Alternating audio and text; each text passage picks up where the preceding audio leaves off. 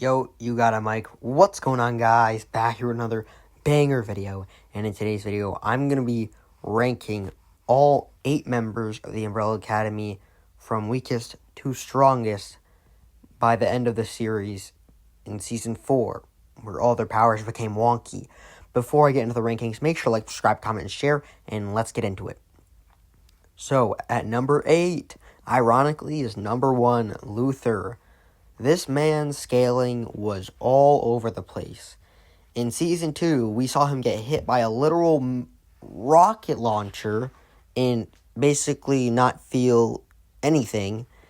And then in Season 4, he's running away from bullets.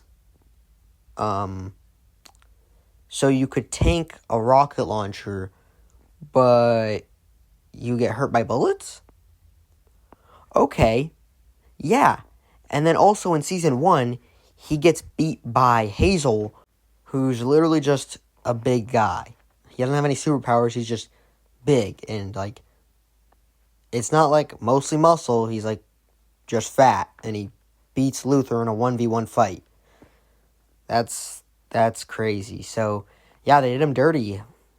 I don't know why he was losing any fights at all. He was basically indestructible, but sometimes he gets shot, sometimes he gets cut, and then he gets beat up by normal humans. So, yeah, they did Luther very dirty, but he's going in last place because, as I just mentioned, he loses to normal people. At number 7, ironically, we have Diego. Now, Diego's powers did evolve over the series.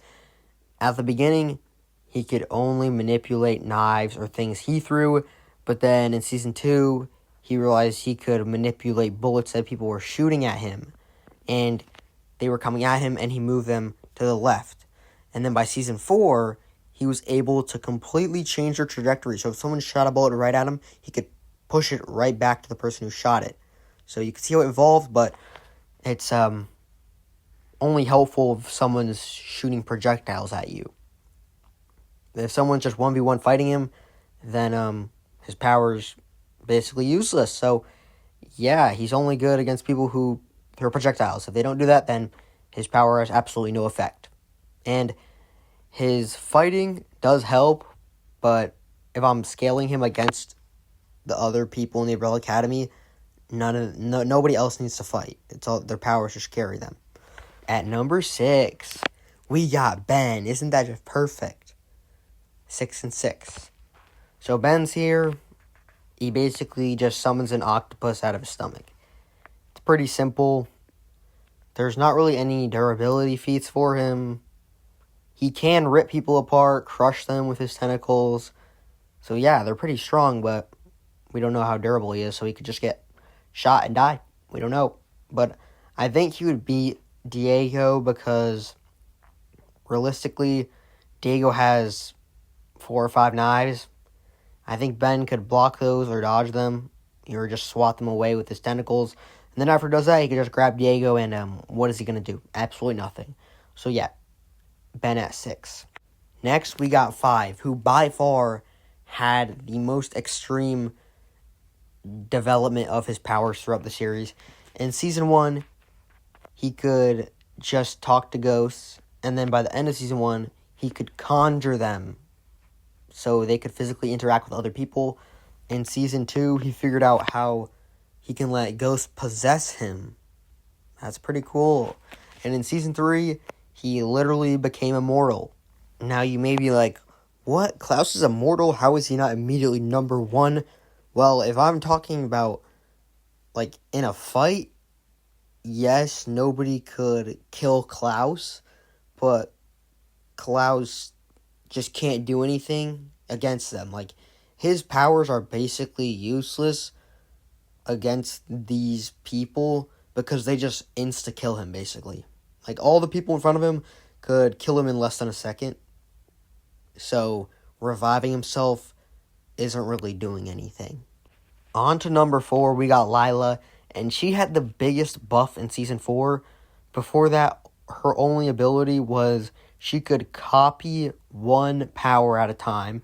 So if she was with 5, then she could use teleportation. But if Luther was there at the same time, she could only use one of their powers at once. She can't, mix and match. But in Season 4, she got laser vision, and, I mean, it didn't really show how hot it got, but she could easily burn through people.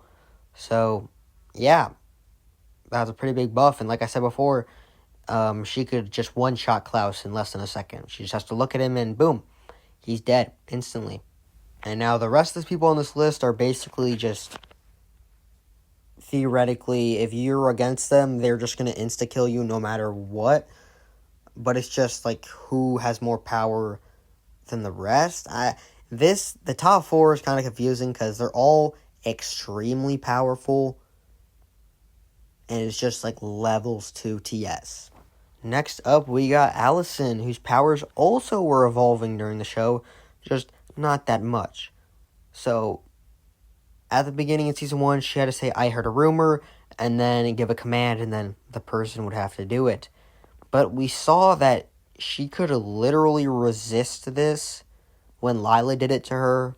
So, it clearly is not, like, an absolute command. Like, if you have enough willpower, you can resist this. So, yeah, but in Season 3, she got a buff from Harlan where now she didn't even have to say, "I heard a rumor." She could just be like, "Go jump off a cliff." And then they would do it. And then in Season 4, she got even more of a buff when she got her powers back. And she didn't have to say anything. She could just think it, look at them, and then they just would do it. Which is absolutely insane. And I was genuinely contemplating putting her at number 2. Because that is just extremely powerful. But I'm going to talk about that when I get to the person number 2, because their powers kind of conflict. Alright, well, let's just go into number 2 now. Segue right in. We got Victor, who is able to destroy an entire building. He destroyed the moon in the first season, and his powers have only gotten stronger since then. And I think by Season 4, she had Harlan's powers, which were like hers, but on cocaine, and instead of just, like, pushing people back, they just incinerated them. And there is an argument for Allison being above Victor because we've seen that Allison's powers do work when Victor's powered up. So, she could kill Victor, but Victor could also just instantly kill her. So it's really just who uses their powers first, which is, like, just a toss-up.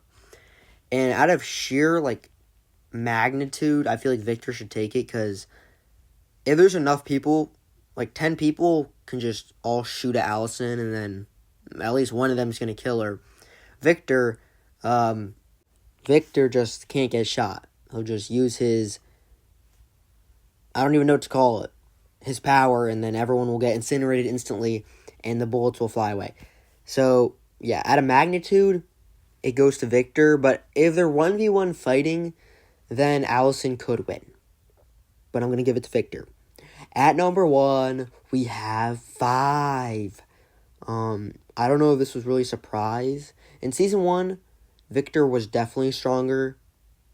And then the real debate comes in at Season 2, because that's where 5 learned how to time travel. And not just time travel, like, years into the future, but he learned how to time travel seconds backwards. And I don't know why they didn't explore this more. Like, I don't know why they didn't show 5 trying to hone this and go back minutes, hours. No, just 5 seconds. Like, why? Why would you not practice this?